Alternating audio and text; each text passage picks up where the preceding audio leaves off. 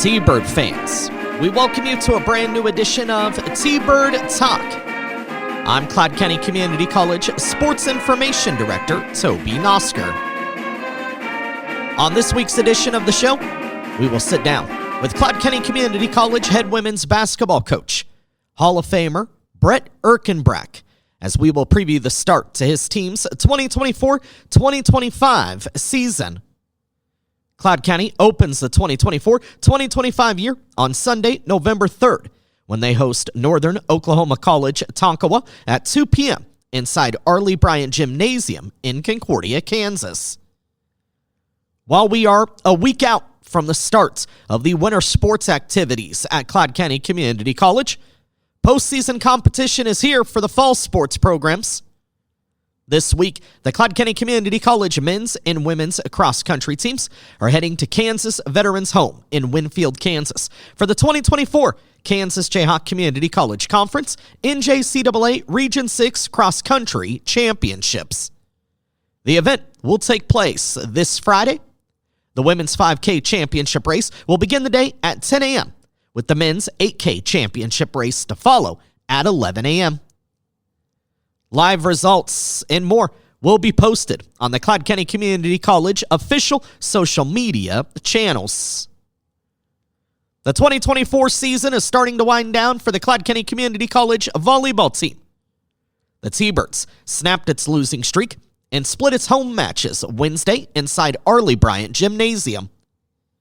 In the opener, Clyde County defeated Central Christian College JV by set scores of 25-9, 25-7, 25-19.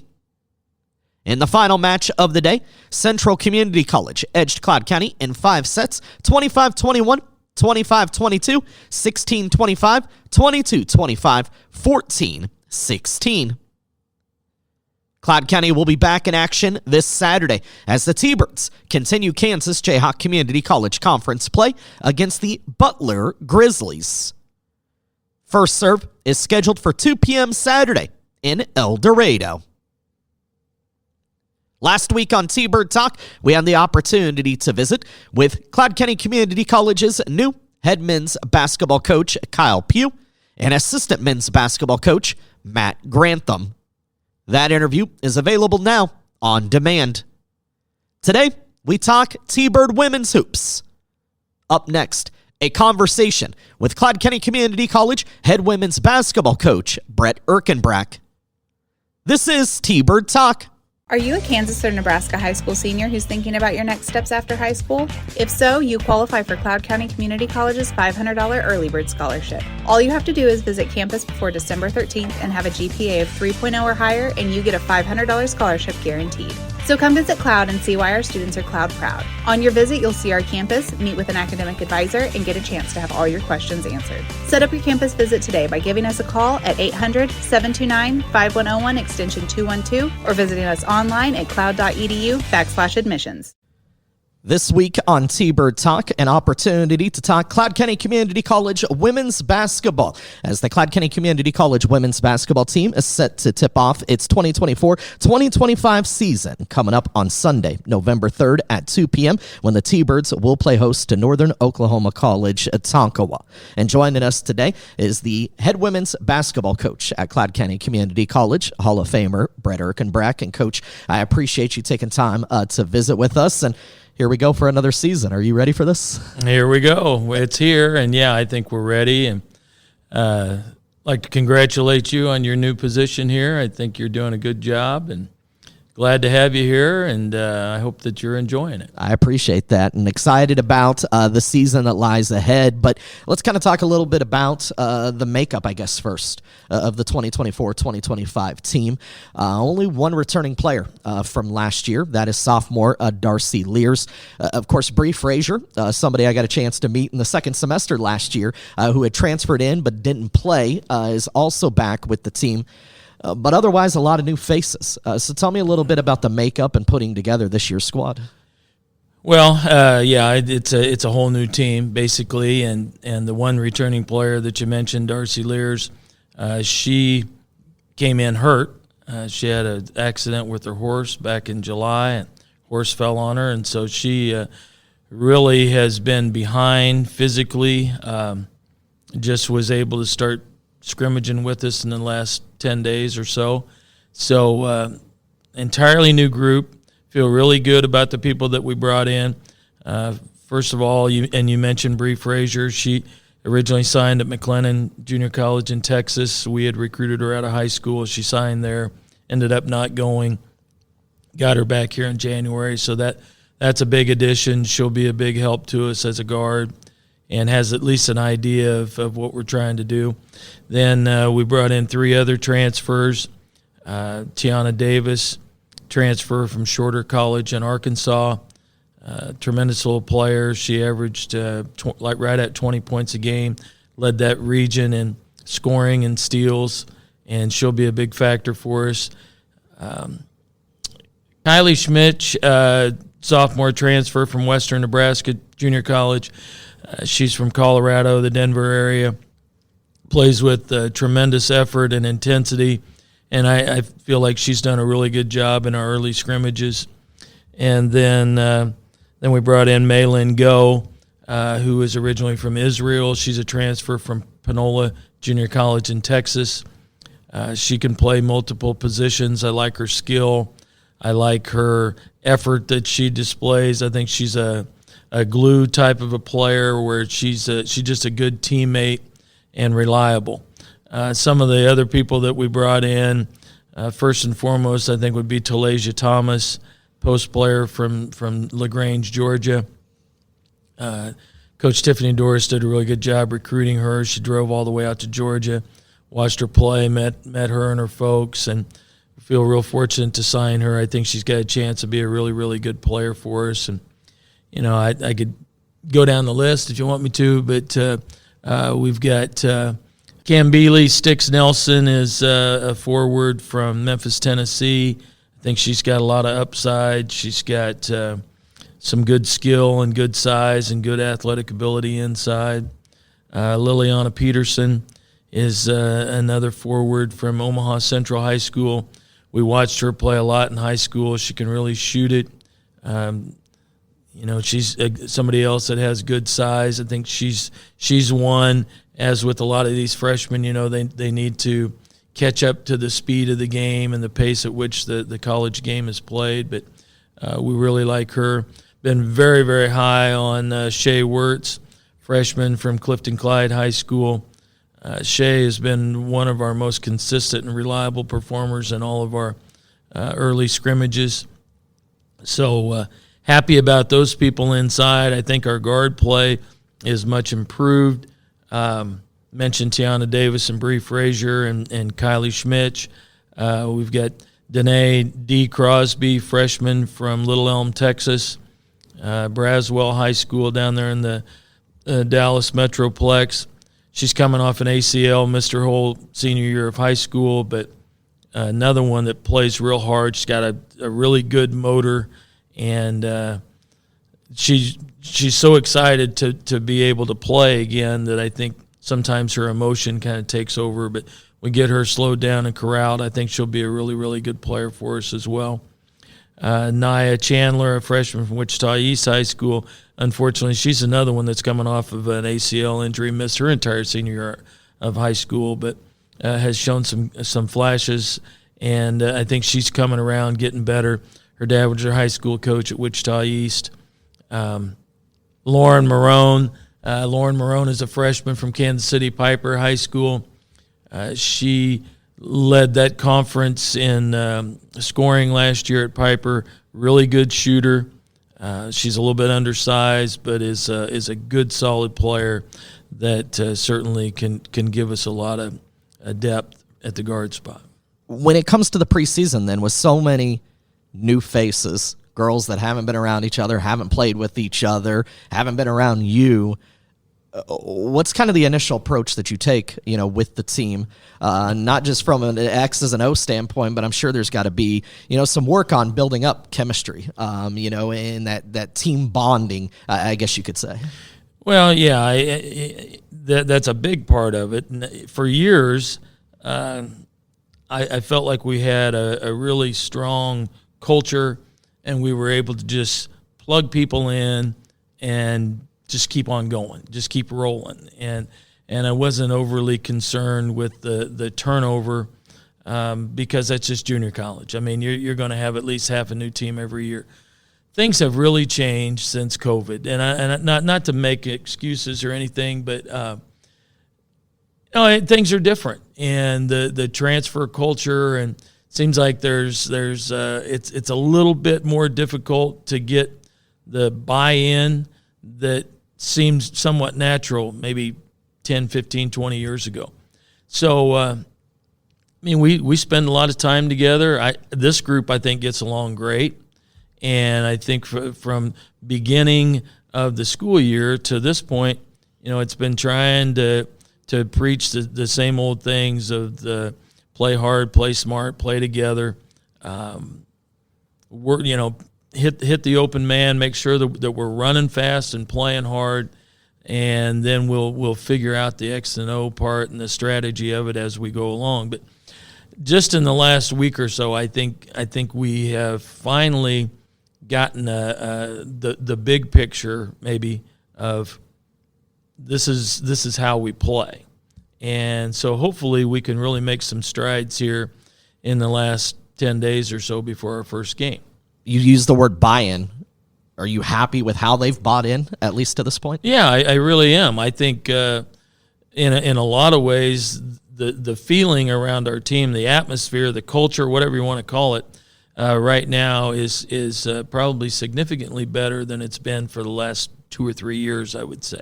Seems like we're closer, and the feeling is just pretty good.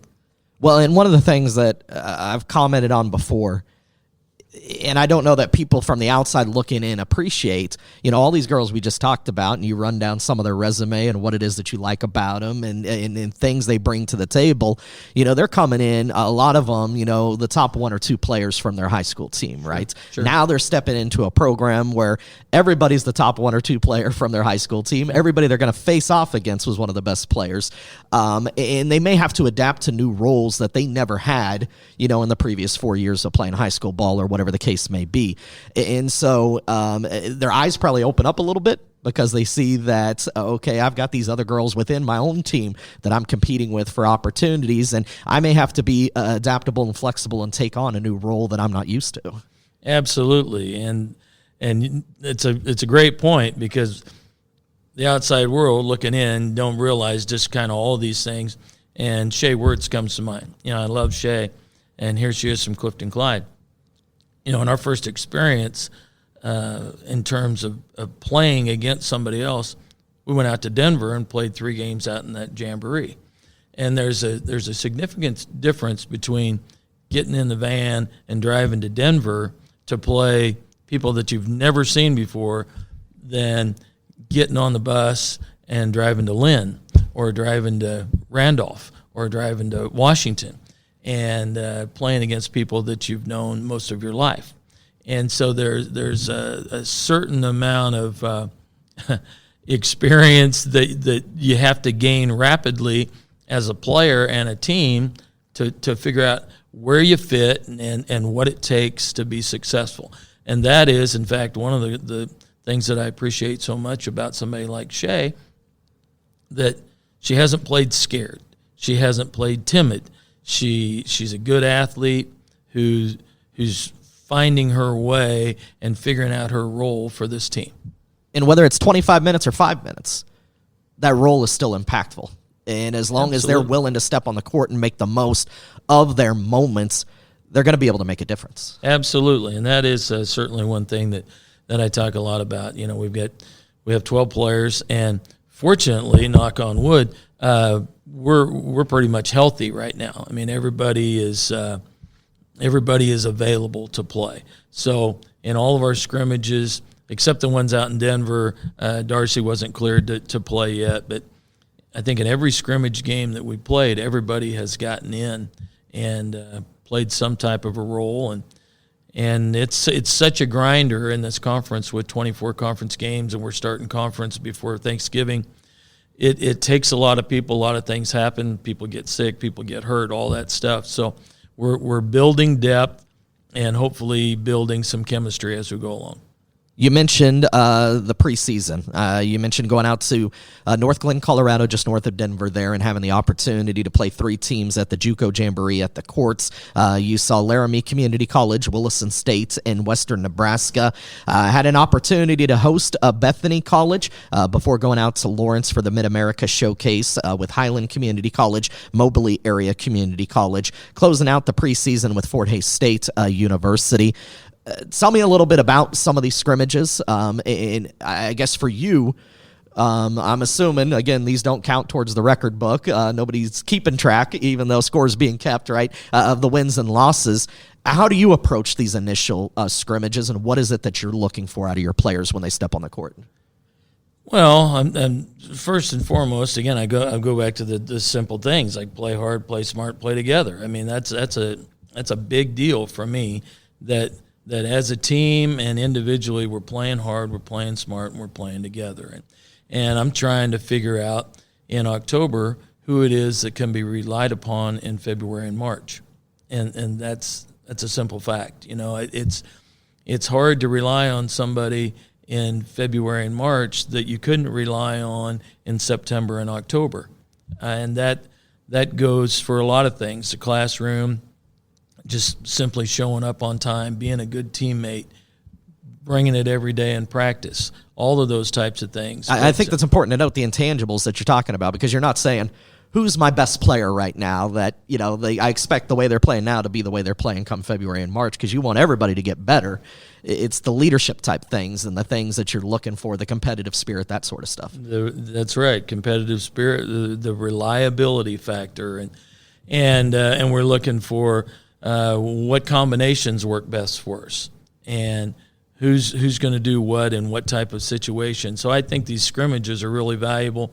I'm not a big fan of the jamborees and the showcases, but in this day and age, it's almost like you're forced to do it. Recruits and their families are so interested in what jamborees you going to, what kind of exposure do you get, how many coaches are going to be able to see me here, there, and wherever. And I always talk to these girls about, you know, exposure's great, but there's 2 kinds of exposure, good and bad, you know. And if you look bad, when somebody's watching you, they turn their head or don't come back and see you again. So it is so important that everybody understands that you got to play hard all the time and you got to compete all the time. But I think we've gotten a lot out of our scrimmages. The Denver deal was so early. It didn't hurt us, but I'm not just sure. Just days after your first practice. Right. Yeah, it was, we left on the 4th and played on the 5th, and boom, boom, boom, in 3 games. And it didn't hurt us, but I don't know that we got a whole lot out of that other than the time spent together, which is valuable, and it's somewhat immeasurable, I guess, but I really liked the scrimmages against the 4-year schools like Bethany here a week or so ago, that playing against teams that are more experienced, that are older, that have played together longer, they're better organized. Sometimes these jamborees against other junior colleges, it's more like a summer basketball, just roll it out there and here we go. But I thought we did some really good things against Bethany. Our deal at Lawrence, Dave Neely's Mid-America Showcase. It's a good event. A lot of coaches there. They saw some good and saw some really good and saw some really bad from us too. I mean, we were all over the spectrum with that, but we ended the day really well. I thought we played great against Moberly, and as I mentioned earlier, I think that was the first time that I looked out there for an extended period of time and thought to myself, okay, that's recognizable. That looks like us. That looks like Cloud County women's basketball. And that's important to me, Toby. I mean, I think you know this, that I want to put a product out there on the floor that people recognize, that is competitive, that is somewhat interesting and has a chance to win every night. And you and I have talked about this off air. It's nice, if for no other reason, too, to have these early scrimmages where you finally get to face somebody who's not yourself. Exactly. You can spend a long time, and you have to this point and will throughout the course of the season, beating each other up in the practice room, going up against each other as a team. And maybe it emphasizes for them even more things that you talk about in the practice room once they can finally step on the court and go against somebody other than their own teammates. Absolutely. And it's tough day after day to practice against the same people. And along those lines, I got to mention this year we have 3. We had 4, but one guy got hurt. We've had 4 men's practice players with us now for probably at least a month, and they have been great. Seth Rupert from Quincy, Illinois. I think he's a freshman. He's got a stress fracture in his foot, and now he's with track. But he and Jace Brownell from Clay Center, I think he's a sophomore. JB from the Bahamas, I'm not even sure what his first and last name is, but JB, he has been so loyal and consistent. And the most recent guy to come out and help us is Micah from Blue Springs, Missouri. Those guys have done a great job in practice, working against our girls. I think it provides our young ladies with the opportunity to go against a different level of quickness and athleticism and intensity and strength. A different look. And it provides me with the opportunity to work different combinations offensively and defensively. And so really, really, really appreciate those guys, and I think that has helped us to kind of find our way and move along a little quicker than just practicing against ourselves every day. But you're right. It's tough to practice day after day after day against the same people. The Cloud County Community College women's basketball team will tip off the 2024-2025 season coming up on Sunday, November 3rd at 2 p.m. when the T-Birds will play host to Northern Oklahoma College Tonkawa, one of just a handful of non-conference games. The T-Birds will host Concordia University JV on Thursday, November 7th at 6 p.m. Then we'll make a trip up to Norfolk, Nebraska to take on Northeast Community College before returning home to conclude the non-conference schedule with 2 games, one against Kansas City, Kansas Community College on Tuesday, November 12th, and then Bethany College JV on Thursday, November 14th. Like I said, just a handful of non-conference games, and then you jump immediately in to the conference. And I feel like we talk about this a lot, but it's no joke, right? And right now, the defending NJCAA women's national champions are from the Jayhawk Conference. The defending NJCAA men's national champions are from the Jayhawk Conference. This is, if not, the best basketball conference in the country, one of, and you only get a handful of games before you jump into that schedule. Yeah, absolutely. I mean, you got to be ready right away. And I think our non-conference schedule, I mean, even though we just have 5 games, it's hard to fit 6 in there before our first conference game, and just couldn't get another game there. But Northern Oklahoma Tonkawa, they're always very competitive. Greg Krause has been there forever. He's actually been there longer than I've been here at Cloud, and I've been playing him for 36 years. But that'll be a tough game to start. We went down there and got beat last year, first game of the year. Go up to Northeast and Norfolk. Matt Savela up there. He's been there for about 30 years, I think. They've got a nice facility. It's a tough place to play. They're always good. That'll be a tough game for us. Kansas City, Kansas Community College coming in here. Martina Mihailovic, who played here for me, who was on our national championship team, got hurt second game of the year and missed the whole season. But she's the head coach there at KCK, and I think this is about her 4th year. I saw yesterday where they're ranked 13th in the country preseason Division II. So we got some tough opponents in the non-conference, and then jump right in with the conference season. We've seen some of these people in the conference at these jamborees. Dodge City's loaded, Hutch is loaded, Barton's loaded, Butler's fantastic. I know Garden City's good. Haven't seen them, but you just go down the line. There aren't any easy ones in the conference. And it's part of what you say when you say play hard. You got to bring it every night. You got to bring it every night, or you're definitely in jeopardy of being embarrassed. And we'll just see how our team reacts. I mean, I think we've shown some really good signs of being competitive. I think we have some people that are going to turn it on when the bright lights come on. And I know they're looking forward to playing at home. They were so excited when we played Bethany here. And I think some of the, I told them before the scrimmage, I said, we'll have some people show up for the scrimmage. Well, those girls, they couldn't believe the amount of people that came out to watch us play in the scrimmage and the support that they had, and they really appreciated it. I think it made a huge impression on our young ladies, and I appreciate that so much. I mean, I've said for 36 years, I don't think there's anybody in Jayhawk Conference that has better support than we do. Talking with Brett Erkenbrack, the head women's basketball coach at Cloud County Community College. Coach, I close out each interview with what I call Final Four. So this will be my final 4 questions for you. Don't necessarily relate to one another. But to start, just talking about this year's team. As you get set to embark on the start of the season, what is it right now that as a collective group you like the most about this team? Well, I like our depth, and I like the fact that we have seemingly this good feeling about ourselves. I think we are much better connected than in recent years, and I think we have really good depth. So those 2 things together can carry us a ways. Question 2. And we talked a little bit about this as we've talked about rebuilding this year, putting together really a whole new team for this season. But at the same time, you're already having conversations with players for next year. The recruiting itself never stops. When you're recruiting, bullet point for me kind of a couple of those qualities or things that you're looking for. What makes for you an ideal Cloud County women's basketball player? Well, this may come as some kind of a surprise, maybe, I don't know, but I really want people that want to be here.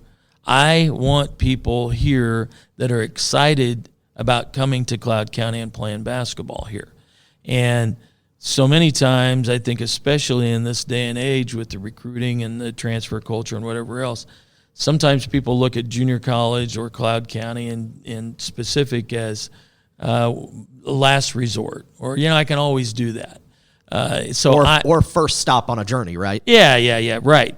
Yeah, like I'll try this for a little bit and then see if something better comes along.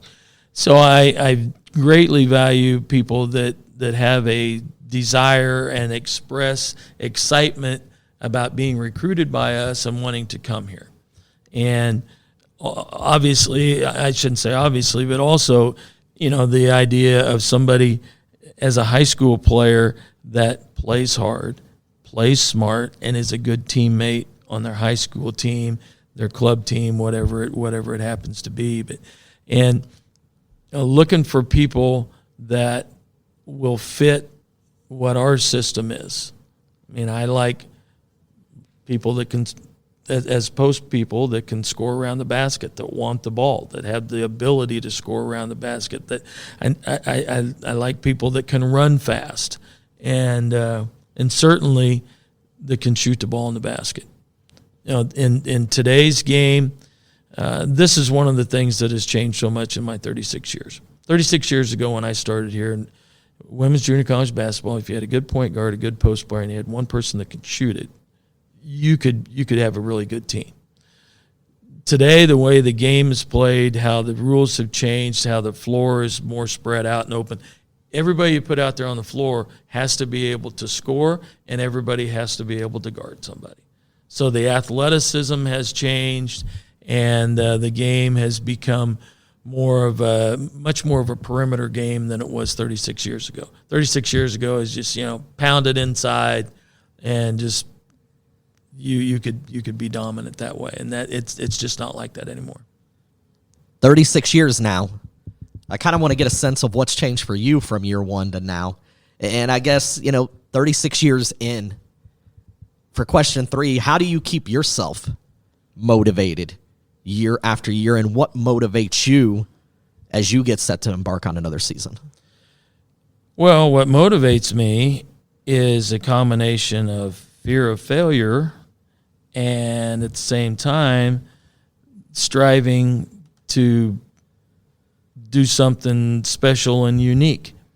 I started out 36 years ago. I told everybody the goal as long as I'm here, is always going to be to win the national championship. Okay, I kept saying it, and I kept saying it, and I kept saying it. I believed it, and I didn't think it would take 12 years for us to do it. But it's hard. It's really hard. And now we've gone quite a few years without coming close to winning a national championship. I think it's still possible. The landscape has changed. Things are a lot different. Many rules have changed. And quite frankly, we took a major step backwards in women's basketball here 8 or 9 years ago. And we're still trying to recover from it. Took a step backwards when the conference went to full scholarships and unlimited out of state.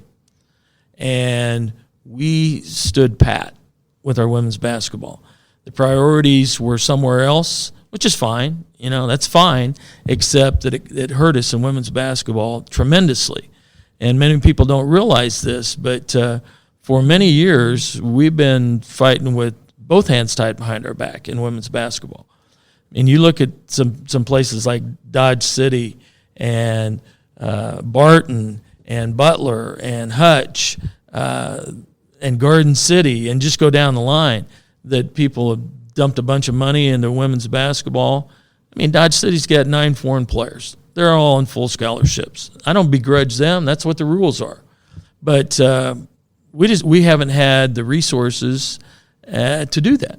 And it's painful. It is. It hurts to think that everybody wanted to be us before we went to full scholarships and unlimited out of state. Now we're picked 9th in the conference. I don't like it. I don't want to be that. What keeps me going is I'm a competitive person. I want to win. I mean, it is about winning for me. I don't want to do this just to be mediocre, 50-50, whatever. I want to put the best product out there that we possibly can. I feel an obligation to the people of Cloud County and North Central Kansas to put something out there, like I said, that is recognizable, and at the same time do it within reason. I don't think necessarily more is always better when you're talking about money and scholarship and all these things, but we've got to try to stay competitive. And a side tangent, separate from my final 4 questions, just based off what you're saying, but hopefully that's a motivating factor for your players too, that you believe in them, you think they're good enough to play at this level and that they can compete in this conference. Maybe some other schools didn't give them a look, maybe some other schools didn't give them a chance, and they use that as a motivating factor when they come out and play. Yeah, for sure. I mean, I like people that have a little chip on their shoulder, that have something to prove. I mean, some of the many of the greatest players to ever put on a Cloud County women's basketball uniform came here with that chip on their shoulder, like, I got something to prove. And most specifically, the first one that comes to mind would be Micklinette Tennell. 5'3" tops, and she felt like she was a big-time player. She carried herself like a big-time player. I said, Mick, you come here, we'll win the national championship. And by golly, we did. And so it's still possible. It's still out there. It's still attainable. And that's what we're playing for. Talking with Brett Erkenbrack, head women's basketball coach at Cloud County. Final question for you. 36 years in, I don't know if you like talking about your coaching legacy, your time here at Cloud County, but as you guys step on the floor on November 3rd, the court has your name on it, named after yourself. Of course, also your legendary coaching father, Dennis Erkenbrack, and his Erkenbrack Court at Early Bryant Gymnasium. And then I know your dad's at the games, your children are there, and now grandchildren. To have 4 generations of Erkenbracks present, what's that mean to you? Well, it means everything. That's what it's all about. I mean, my oldest son, Blake, when I coached my first game here, he was 1 year old. And so that's all he's ever known. Drew was my second son. He was born in 93, and so this is all he's ever known. And for most of their lives, it was about winning games and being good every year and going to Wichita or wherever in March in the playoffs and having a chance to really do something special. And I hope to be able to provide some kind of a similar experience for my little grandsons. I think that would be really neat. I want my boys and my grandsons, who I also call my boys, to think, to think of their grandpa as their dad and their grandpa as a winner. I want everybody to think of me as a winner.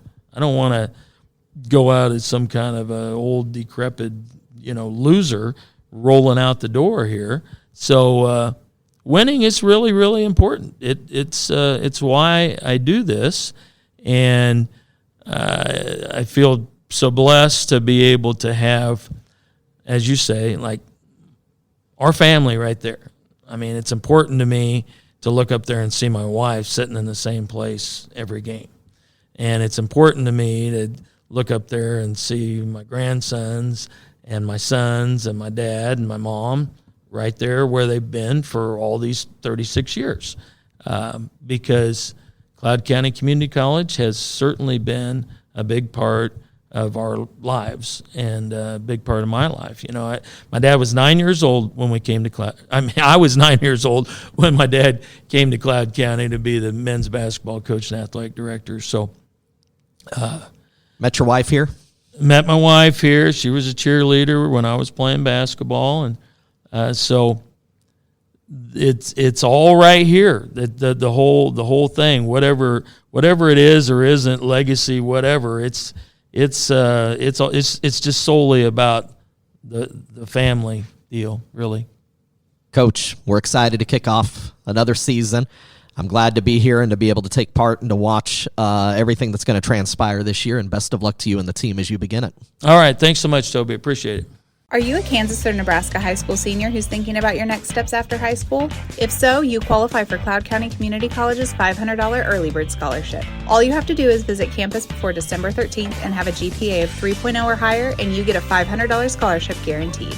So come visit Cloud and see why our students are Cloud proud. On your visit, you'll see our campus, meet with an academic advisor, and get a chance to have all your questions answered. Set up your campus visit today by giving us a call at 800-729-5101 extension 212 or visiting us online at cloud.edu/admissions. My thanks to Cloud County Community College head women's basketball coach Brett Erkenbrack for being a part of T-Bird Talk today. The Cloud County Community College women's basketball team tips off its 2024-2025 season on Sunday, November 3rd, when they host Northern Oklahoma College Tonkawa at 2 p.m. inside Arlie Bryan Gymnasium in Concordia. Also next weekend in Concordia, the Cloud County Community College volleyball team will host its sophomore day when the T-Birds close out the regular season, taking on Barton Community College. First serve of that match is set for 3 p.m. on Saturday, November 2nd.